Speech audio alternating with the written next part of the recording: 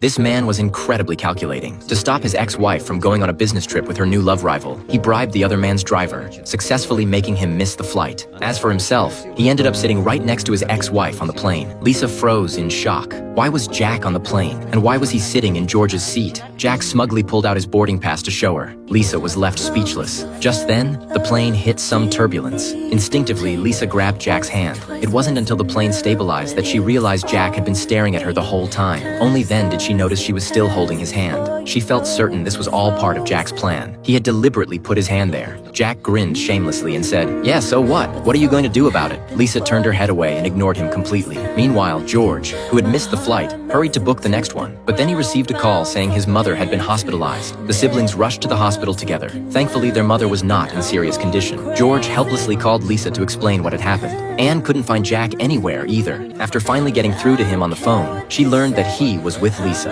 Anne immediately told her brother. George completely lost it. He never imagined someone could be so despicable and shameless. He angrily accused Anne of failing to keep her husband in line. Her husband was now with another woman. Anne snapped back that this was her marriage, and he had no right to interfere. After George left, Anne took out her phone and called the paparazzi. She wanted them to capture every intimate moment between Jack and Lisa. At that time, the first meeting for the overseas project was held. Lisa arrived well prepared, but Jack appeared at the conference table as well. He announced that someone else had been assigned to take over the regional project. He also told everyone that Lisa would be returning home with him to continue managing the domestic business. Furious, Lisa left the meeting early. Jack hurried after her. Lisa demanded to know what right he had to make decisions for her. Jack calmly replied, "Because I'm the boss." She was so angry she couldn't find the words to respond. Jack then told her to come to a restaurant that evening to complete the final handover with the new person in charge. That night, Lisa arrived at the restaurant, but she didn't see the so-called new manager. Confused, she asked why there were only 2 people there. Jack smiled warmly and asked her, "Do you know what day it is today?" Lisa checked her phone. Only then did she realize it was their wedding anniversary. Back then, a single bouquet of flowers and a simple dinner were all they had. They couldn't afford a honeymoon, but they closed their eyes together and dreamed about traveling in the future. Lisa had said,